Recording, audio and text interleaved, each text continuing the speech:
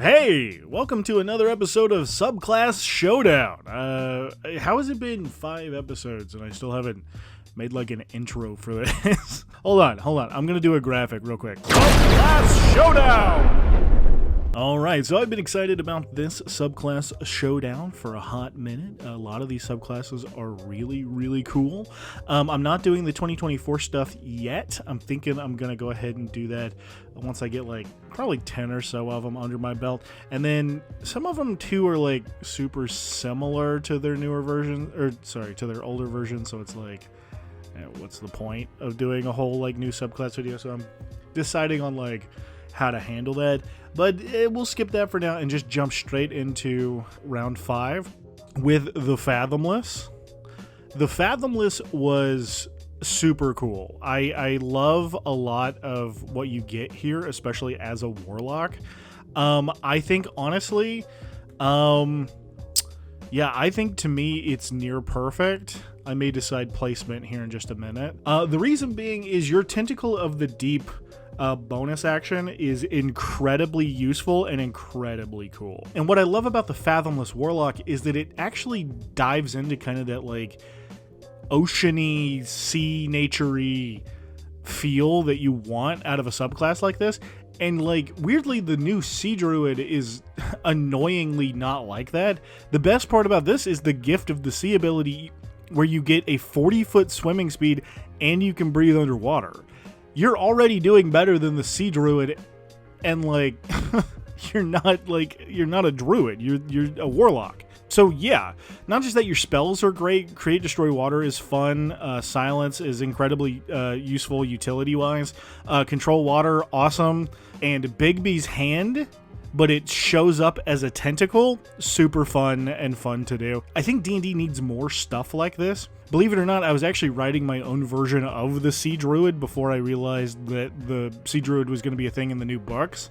My version had you able to summon Find Greater Steed be added to your list, but it shows up as like a shark, right? I think this ability to flavor certain spells that kind of like match the subclass is really unique.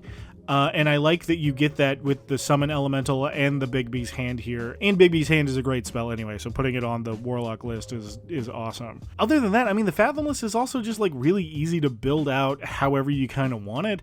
Whether you're doing any of the packed boons, it actually kind of works in your favor. You can make this however you want, and I think that's cool. It's not every Warlock you can do that with. So the Fathomless gets a near perfect for me. I think I'd even put it high enough to be like, right here feels comfortable. Right after Gloomstalker, right before Necromancer. The Fathomless Warlock to me is that good.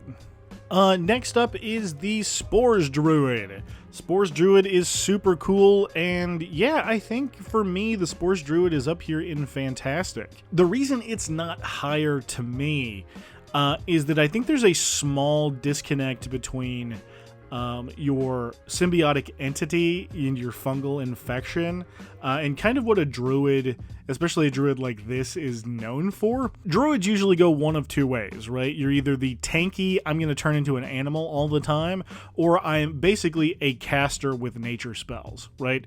So the fact that your Halo of Spores needs to be up close and personal to activate, it can be a little tricky to use. What I do like about it is that you can mix it with spells like Shillelagh, or maybe multi-class into like a fighter or something, giving you some extra utility. And actually, the Spores Druid may work even better using the 2024 Druid rules, because you get that Warden subclass thing, I guess, where it's like you can get medium armor and you can do additional damage with your melee attacks. I also like that there's no rule against using your Halo of Spores and then using your Wild Shape. It just takes more time to set up, so it's possible you could hit yourself with it and then run into a fight, and then use that ability along with, like, you know, your wolf form or whatever. But for a Spores Druid, it does take a while to get some of those better forms, and you only get to like what, a CR1, I think. So it's like it's a little tricky. However, a lot of the abilities coming down the line, like Fungal Body, where you can't get critted, I mean, that's pretty amazing.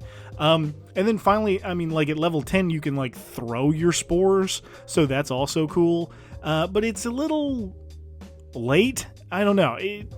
I like the Spores Druid a lot. The concepts here are pretty cool. I just wish maybe they were kind of put together a little better. They feel maybe just a hair clunky to me. So actually, at the bottom of fantastic feels correct for me. So yeah, I think that feels good. Next up is the Samurai, and the Samurai is again near perfect. Thing I love best about the Samurai is that it's really nice and simple. And on top of that, your ability to give yourself advantage on strikes is unnecessarily cool. I really love how well this works in your favor, and I didn't mention it in the video, but some people brought it up. Using Fighting Spirit with Elven Archery, or sorry, Elven Accuracy, is an incredible way to like always have like the 3 die of advantage. I mean, that ability is just broken anyway. But it's like 3 die of advantage on every attack for a round. It's like you're never ever missing, dude. So actually turning the Samurai into an archer may be like the best way to do it, but I love the temporary hit points. I like pretty much everything about it. One small thing, and this is kind of a thing with most fighters, is I just wish there was a little bit more. You being able to get more ability score improvements and more attacks per round is fine. Sometimes I wish with fighters that there's a little more to do on the battlefield. However, their 18th level ability may be the best fighter ability, Strength Before Death. Taking an entire extra turn as a reaction is absolutely insane. So honestly, just have as much fun as you can. I think there's a way to get some kind of ridiculous amount of attacks doing this. So, you know, the Samurai's great. It's honestly really good. So, where would I put? I think Samurai fits in right there. That feels about good to me. I do still like the giant barbarian more. But yeah, it's so dope. Next up is the Kensei Monk, and Kensei is gonna go in fantastic as well. The Kensei Monk is very cool, but it usually works best in a multi-class, which to me makes it, you know, not as near perfect as most near perfects. And actually Bone Wizard, friend of the show, Bone Wizard, laid out kind of the problems with Kensei Monk. Most of it being like agile parry, meaning you have to like punch somebody in the face to get a +2 to your attack. That can be a little like, it's a little weird in that like you're guarding with your sword, but you're like kicking somebody in the head or whatever. I still kind of like it in concept. I just don't think it worked that well. So Kensei Monk works really well in like multi-classing with like Samurai actually is fantastic. Battlemaster is really cool. Hexblade could actually work here if you want to be a little mad about it. So it kind of just depends on like what you want to do. If you get into the realm where you get like Stunning Strike and you can still use your sword, you're doing really well. So like Kensei can be a little bit tricky.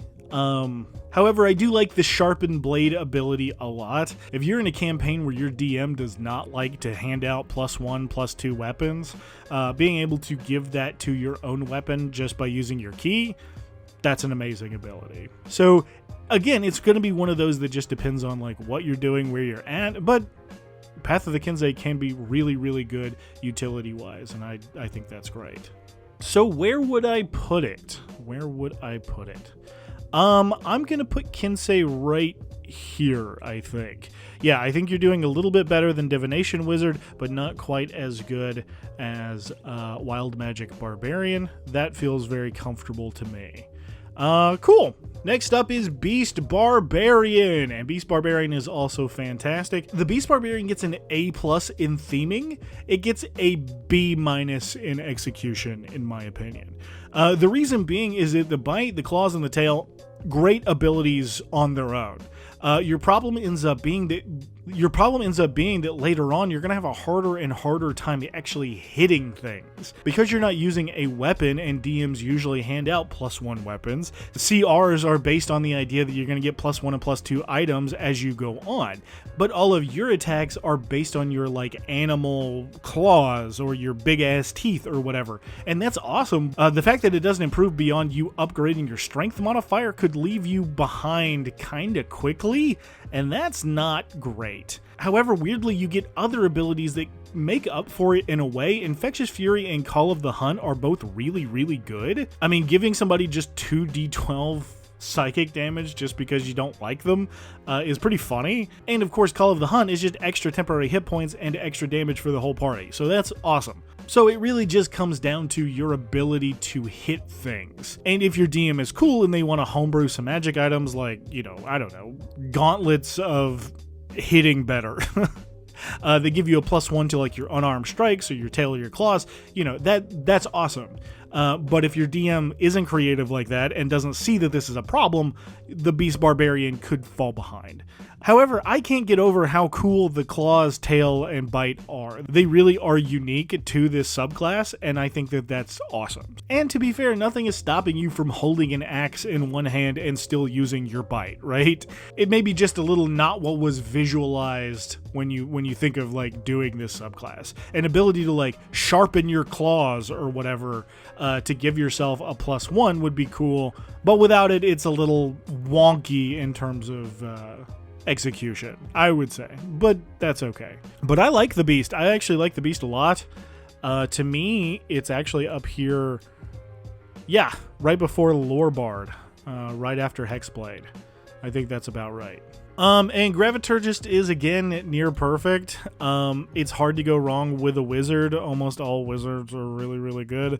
This one, focusing on doing a lot of tricks with gravity, is super fun. Your adjust density ability may be a little busted, honestly. The fact that you can do this over and over again and there's no save on just reducing a creature's speed by 10 feet is kind of nuts. It's similar to the Fathomless warlock and how like utility based that is. Alternatively, you can just throw that on an ally and give them an extra 10 feet of movement, and you know, barbarians don't really care about having disadvantage on strength saves. They can get around that with a huge athletics check. So the Graviturgist honestly works really well as like battlefield controller. Your gravity well, your violent attraction, your event horizon, all of these abilities kind of let you throw a black hole in the middle of a fight, which is devastating. And on top of that, your Graviturgist spells, which any wizard can take, but you specialize in, are kind of broken. I don't know what this dude was thinking with some of these. They can be a little overpowered. So if you really lean into the Graviturgist abilities here, you're gonna have a really, really strong character all around, and that's pretty damn cool. So I'm gonna put the Graviturgist, yeah, near perfect, is full of wizards, but honestly, boom, it's right here. Easy peasy, lemon squeezy. Damn. Alright, next is the Draconic bloodline sorcerer. Kind of the basic sorcerer for a lot of people, but that's fine.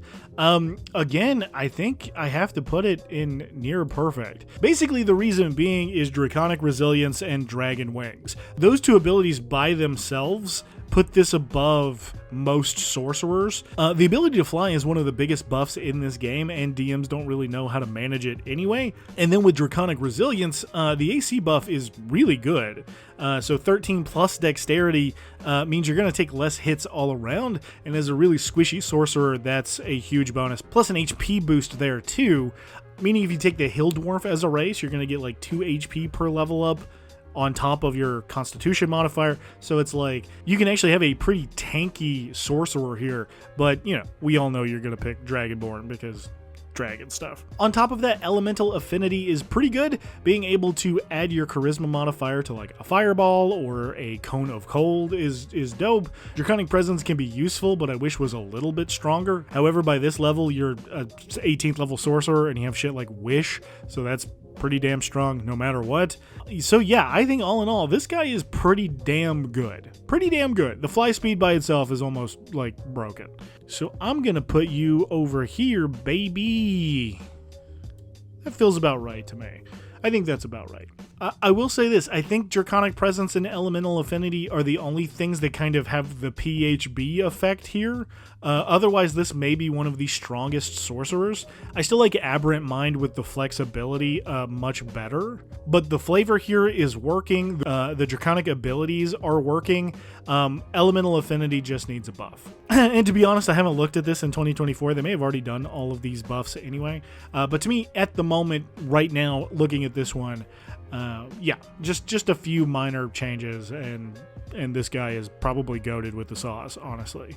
Next up is the Horizon Walker, and Horizon Walker is just great.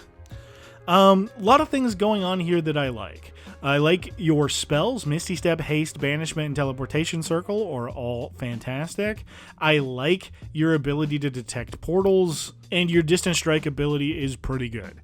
However, it's brought down by a lot of other Ranger stuff. The real problem here is that the Horizon Walker is very specific to a certain kind of campaign. And if you're in that campaign, you're going to have an absolute blast. If you're not, your results may vary. Specifically, Detect Portal may be the most useful ability in the game, or absolutely useless, depending on the kind of game you're in. Things like Planar Warrior, however, Ethereal Step, and Spectral Defense are great, and Distant Strike I would put incredibly high on the list of Ranger abilities. It really just comes down to talking to your DM and kind of figuring out what you're gonna be doing. And unfortunately, I think that pulls the fun factor way down. If you're not able to do this kind of protector of the portal's job, you're gonna have to find a different kind of flavor for the Horizon Walker, and that could be a little weird depending on who you are and how creative you are. So honestly, again, it's going to depend on you. And if you're able to figure it out and you love this class, that's great. But I would say especially for people just kind of waltzing into it, Horizon Walker is more confusing and less rewarding than things like the Gloomstalker, which is just really amazing, or even the Swarmkeeper, things like that. So Horizon Walker for me, unfortunately, is kind of low, and I actually really like it right there. I think at the end of great is where I'd like to keep it. Next up is the Whispers Bard, and the Whispers Bard is also great. Let me explain why a little bit. The Psychic Blades ability for the Whispers Bard is just fine. It could be a lot better, honestly. Words of Terror is cool, but maybe a little tricky to actually use because it takes a minute. Mantle of Whispers is better, making you essentially a face snatcher, which is a little crazy. And Shadow Lore is terrifying, but again, kinda hard to use. So what I like about the College of Whispers Bard is that it does take big swings, right? If you can get these abilities off, they're pretty damn good, but getting them off is the hard part, right? So when you compare it to things like the Eloquence Bard or the Swords Bard or even the Lore Bard that are a little bit easier to use, not as complex in the game, and honestly, a lot of this has been done better by other subclasses like the Phantom Rogue, the Soul Knife Rogue, and I think that's a little weird. So I like the Whispers Bard, honestly. I think it's neat, but it almost works better as a multi-class than it does a full 1-20. And for that reason, I think I'm going to keep it. I think I will keep it in great. To me, it goes right here. Right after Fiend Warlock and right before the Arcane Trickster. That's pretty good. I like that. Next up is the Assassin Rogue, and Assassin Rogue sits right comfortably in Fantastic. I think the reason should be very, very clear. You hit people really fucking hard. You do a ton of damage all the time, and that's what assassins are supposed to do. Everything from your assassinate ability all the way to death strike, make sure that you're cranking high amounts of damage. And the fact that they took this away in 2024 pisses me off to no end. Your ability to get free critical hits on surprised opponents is amazing. I do think you probably need to come to some sort of agreement with your DM as to what the surprised condition means. It can be a little tricky depending on like who's running, what actually counts as surprised. And I'll be honest, the infiltration expertise and imposter abilities are a little lame. You can get the imposter ability with basically just a feat, and infiltration expertise takes way too long to actually use. 7 days to actually use, that's bananas. saying is, you should be able to just pay 25 to a guard and like slip into somewhere. It should be way easier than that. But the assassin multi-classes insanely well. So Gloomstalker, Hexblade, Echo Knight, Samurai, all of these do numbers with the assassin. And you can even do weird stuff with like Grave Cleric and then double your crits with the Path of the Grave ability. This is really good. It's honestly just held back from near perfect or goated with the sauce because Infiltration and Imposter are not great. Otherwise, the assassin is pretty amazing. There's a reason why a lot of people love it. And, you know, I'll forever be mad that 2024 kind of ruined it, to be honest with you. All right, our last two are Devotion Paladin. Let's see, Devotion Paladin is going to be in here and great. It's getting tricky with the how this looks. The list is getting so long. Can I widen this anyway? Nah, I don't think I can. The Devotion Paladin's great. The reason it's not higher is just the PHB effect. It has been absolutely lapped by new subclasses that have come in, and honestly just needs more. The Aura of Devotion and Purity of Spirit are cool, but Holy Nimbus, your 20th level ability, is incredibly disappointing when you compare it to like the Oath of Ancients, the Oath of Vengeance, the Oath of Glory. All of those are way better in terms of a 20th level ability, and I think that's a shame.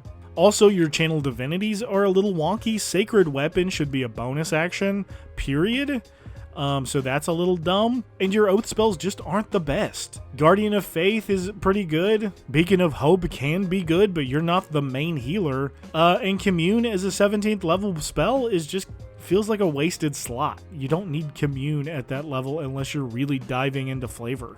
So honestly, I think it's a shame. The Oath of Devotion is probably the first thing a lot of people pick up when they pick up Paladin, and I just wish it was stronger. Again, I haven't taken a look at the new versions yet. I'm kind of saving those to get fresh takes on those. So they may have fixed a lot of this stuff in 2024, but as it stands right now, the 2014 version is unfortunately a little lackluster, in my opinion. And finally, Life Cleric is near perfect. The only thing really holding Life Cleric back is how wonky healing in D&D is. Otherwise, this is the best healer of all healers. Getting proficiency with heavy armor is great, so you can walk into fights as a tank, restoring extra hit points every time you restore hit points, and then also restoring those to yourself is really cool. And honestly, it's a reason why my honor mode playthrough in Baldur's Gate has not eaten shit. I changed Shadowheart from a Trickery Cleric to a Life Cleric, and it has made the experience so much better. So yeah, Life Cleric is really, really cool. My only complaint really is the Channel Divinity Preserve Life kind of sucks. The fact that you can only do up to half a target's HP is kind of stupid. They also I'm pretty sure they got rid of that in the Baldur's Gate version. Because it just makes more sense. That limiter is so silly. And then Supreme Healing at 17 is amazing. Your mass cure wounds, your mass healing words do max healing no matter what. That's the best thing you can do with this. So the Life Cleric is really great. Your spells are cool. And it kind of avoids a little bit of the PHB effect because it is a cleric and clerics are so good. And so I think I'm going to put Life actually fairly high. I think up here right behind Artillerist feels good. The Life Cleric is pretty damn strong when it comes to like getting people back on their feet. And that's what you need out of a cleric most of the time anyway. Plus, flavor-wise, sometimes it's just good to be the good guy.